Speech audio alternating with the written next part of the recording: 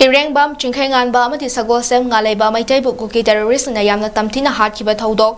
NIAꯗ ꯊꯤꯒꯠꯍꯜꯂꯨ ꯍꯥꯏꯅ joint action committee against the brutal killing of 𝐃𝐄𝐌𝐀 and 𝐍𝐈𝐀ꯅ ꯃꯅꯤꯄꯨꯔ ꯂꯩꯉꯥꯛꯇ ꯍꯥꯏꯔꯛꯂꯤ ꯉꯁꯤ ꯁꯦꯛꯃꯥꯏꯖꯤꯟ ꯈꯨꯅꯧ RYDO ꯀ꯭ꯂꯕ ꯑꯃꯗꯤ JAC ꯑꯃꯁꯨꯡ ꯏꯃꯨꯡ ꯃꯅꯨꯡ ꯌꯥꯎꯅ ꯄꯥꯎꯃꯤꯁꯤꯡꯒ ꯎꯅꯕ ꯑꯃꯗ JAC ꯑꯁꯤꯒꯤ ꯄ꯭ꯔꯦꯁꯤꯗꯦꯟꯠ Y ꯔꯣꯁꯅꯤꯅ ꯍꯥꯏꯈꯤ ꯍꯧꯈꯤꯕ ꯖꯨꯂꯥꯏ ꯊꯥꯗ ꯁꯦꯛꯃꯥꯏ ꯀꯦꯟꯗ꯭ꯔꯒꯤ ꯃꯅꯨꯡ ꯆꯟꯕ ꯂꯩꯀꯤꯟꯊꯕꯤꯗ ꯈꯨꯟꯖꯥꯁꯤꯡꯒꯤ ꯃꯇꯦꯡ ꯄꯥꯡꯕ ꯆꯠꯈꯤꯕ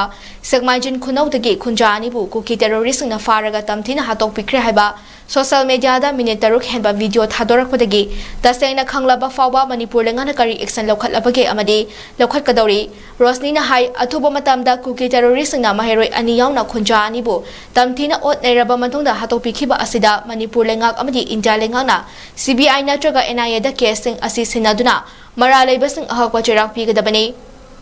ꯃꯗꯨ ꯅꯠꯇꯗꯅ ꯃꯅꯣꯔꯃꯥ ꯍꯥꯠꯈꯤꯕꯒꯤ ꯃꯇꯥꯡꯗ ꯉꯁꯤ ꯐꯥꯎꯕ CBIꯗ ꯀꯦꯁ ꯄꯦꯟꯗꯤꯡ ꯂꯩꯔꯤꯕ ꯑꯁꯨꯝꯅ ꯊꯝꯒꯗꯧꯔꯤꯕ꯭ꯔꯥ ꯆꯤꯡꯅꯗꯕ ꯉꯝꯗꯦ ꯍꯥꯏꯈꯤ Manipur government amadi Bharat Laingak ngasi phawbada tumsinnaduna khangtin usinadaba mawongda leibase Bharat Laingak amadi Kuki militant singa hidden agenda manungda leirabra haibase aikhoi thamoida singnaba phawi hauji mamangda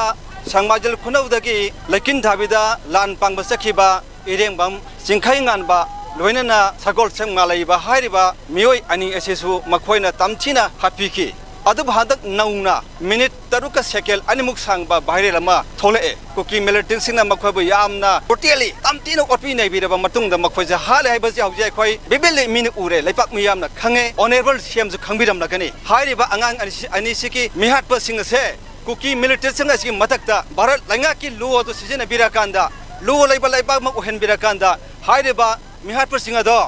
CBI or na tegra NIA da makhoibu case hangat piduna dandi pibase JAC maikaidagi aikhoi apambane JAC asigi convener thongnawjam ayang lemana haikibada kuki militants na chatharakliba miot pinagi thodok kyalgi marakta mahairoi ani hatkibagi photo viral oiraktuna lamdam asigi mahairisna achumba wayal fangalu haina mahairisna Manipurgi CM unanaba ingtapna khongcha chachabada security force na ka henba thabak chatharak pasi akamma mawngda condemn tawi haike Manipur da leriba Central Force in Chapikro, Manipur gi miyamna Manipur asi ngakhoragi haike. Irang asida waroshin purakpa ngamdriba asi Manipur lengak amadi India lengaka. Kuki terrorist nga gi marakta hidden agenda ama leirabra haba chingnataba ngamde haike.